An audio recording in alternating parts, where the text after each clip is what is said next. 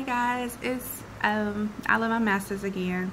I just wanted to come to you with a IVF, like our journey. So me and my husband got married in May of 2004, and we were together for probably like 2 years before we actually got married. We met at a McDonald's and hit it off. He's from Virginia, from Newport News, and I am a original Texan girl. I am a Dallas girl to heart.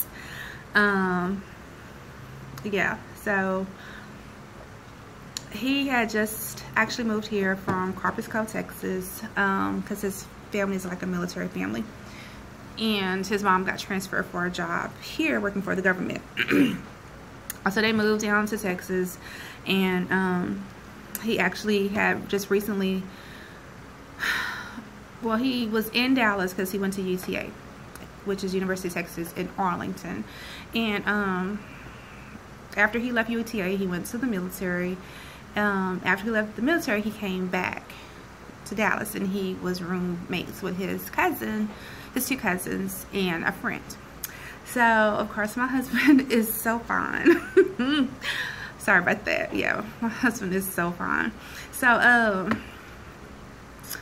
of course, you know, he's fine, nice looking, you know, just came from the military, sexy as all get out.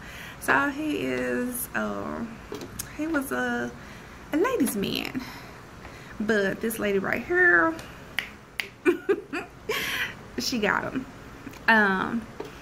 We instantly hit it off. We had a lot in common. Both of our fathers, annoying to, it's just crazy how God works. Okay, so annoying to us at the time until later on. Oh, my hair is sticking up.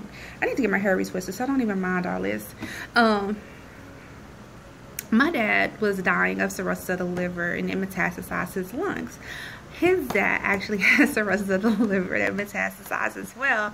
So it's like how God put two people together. So my dad died first, and then Brian's dad died probably like maybe 4 months after my dad died.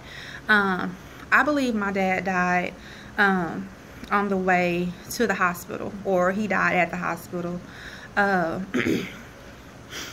because they didn't. I don't think they wanted to tell me until I got there, because I'll have a nervous breakdown.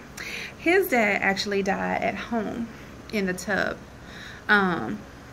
So it was just crazy how both of our dads suffered the same fate, and they had the same disease, and it killed them in the same year, literally before we got married. So let's see. I had my tubes tied after my son. So we have 3 kids together. I have 2, and my husband has 1. So we have Bree, D, and Key. Brittany, Deontay, and Kedrick. So Brittany, which we call Britt. Everybody got a little nickname. So Bree is 20. She's in college. So in D, Deontay is 17. He's in high school getting ready to graduate. He's a senior this year. And our son Kedrick, which is my husband's son, but he's my son too, he is 16. Well, he's actually turning 16 next week. So he's 16. And he stays with his mom and his stepdad. So we all co-parent together.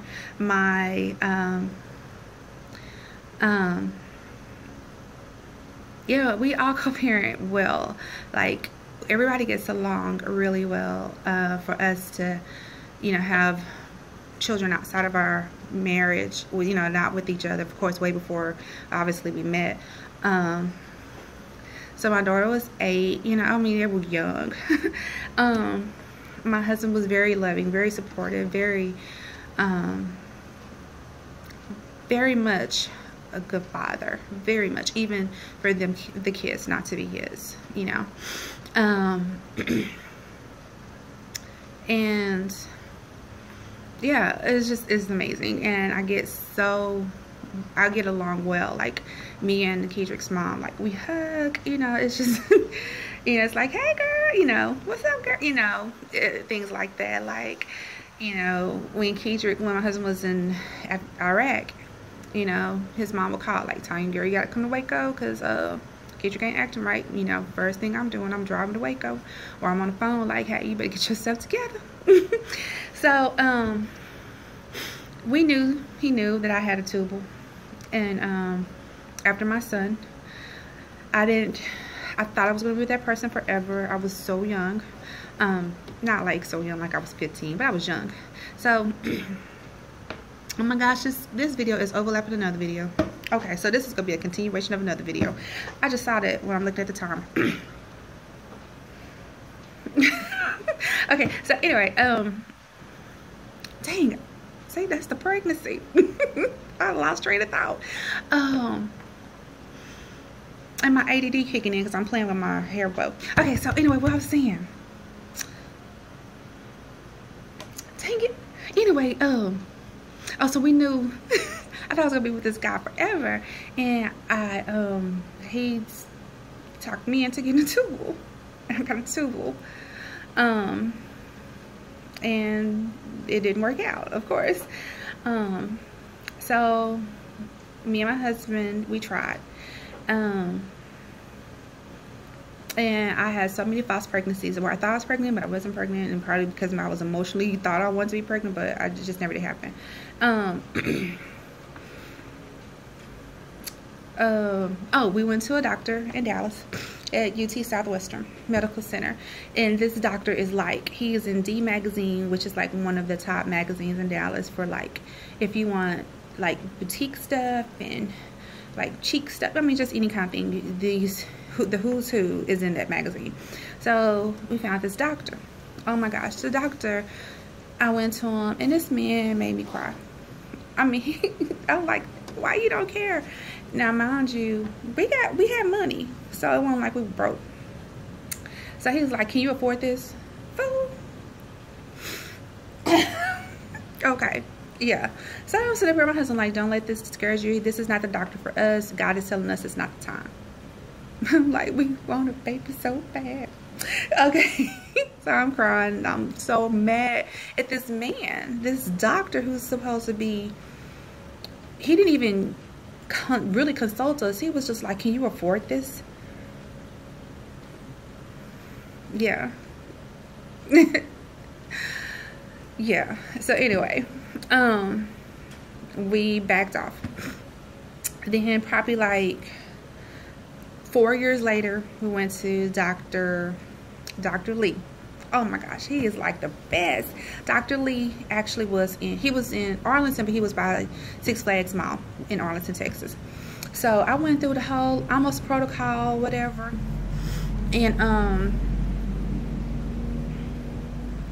yeah, all this other kind of stuff. So we getting ready to start. I had my little, it was an HSG.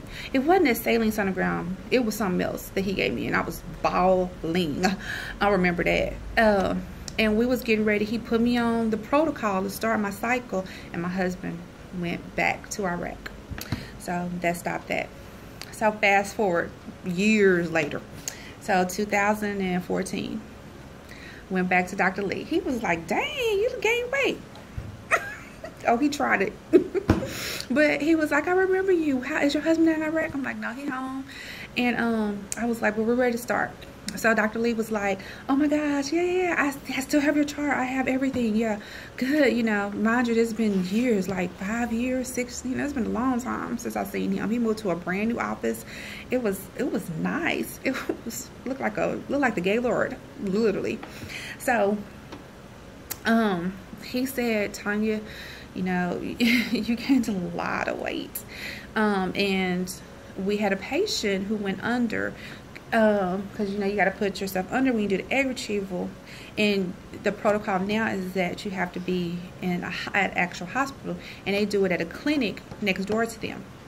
So he's like, I'd love to help you. I'm going to send you to Dr. James Douglas in Plano. I'm like, I want to go to you. Is he as good as you? It was a blessing in disguise. So mind you, we was gonna pay. He was like, you need to check your insurance and see if your insurance pay for IVF, because your husband worked for Apple, and I heard Apple got excellent insurance. I ain't never looked into it. We were just to pay out of pocket. Ain't got good. it was 95%.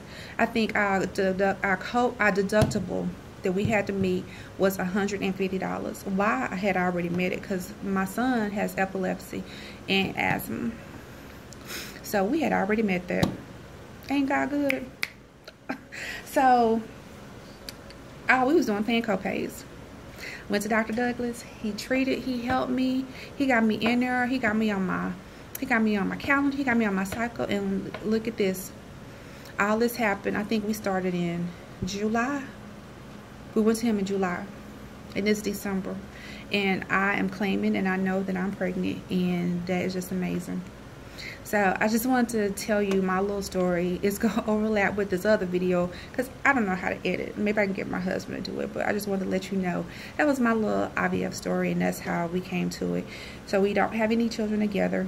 This will be our first together, and our family is going to be super excited. Actually, he just called me, and we was discussing of how we're going to surprise our family because my sister-in-law and brother-in-law just had a baby, and they surprised us, which I wish I could post a video of us screaming because they came over. My mother-in-law, they told my mother-in-law because they surprised her with a cup, and she stays in the country near Killeen, Texas, Fort Hood area. So that she already knew. So it was just me and my husband and my other brother-in-law and my mom, because they're all best friends. She didn't know. So they have mixed in a sonogram picture with old pictures, baby pictures of my husband and my brother and stuff like that. So I was like, they didn't make sonograms back in the 70s, did they? Dang, technology was the bomb in Virginia. And I looked at it, I'm like, dang, that's too fresh. How did y'all get a copy of the doggone sonogram to look so new? And I'm looking at it, I'm like, oh my God, she's pregnant. And my brothers and my husband looking like, who pregnant? What? I'm like, oh my gosh, Nick. I'm screaming in the house. And my husband and my brother fell out crying. Mind you, my husband and my brother-in-law and my sister-in-law have been married for probably like a year less than me and my husband. So it was so surprising because she was like, oh my gosh, what y'all waiting on to have kids? And here it is. They finally had a baby, you know, and found out that she was like 6 months pregnant. She didn't even know it. So, yeah. So we're figuring out how we're going to tell our family. We're going to do a reveal party. We're going to wait until we find out if they're twins and just do a huge reveal party, have everybody over, have cake, and you know, and do it like that and be like, oh, we're pregnant. Oh, and by the way, we're having twins. Yeah, I think that's what we may do. You know, something like that. He's brainstorming. He's good with surprises. It's just me who can keep the secret. So I just wanted to tell you guys that. So thanks. Bye.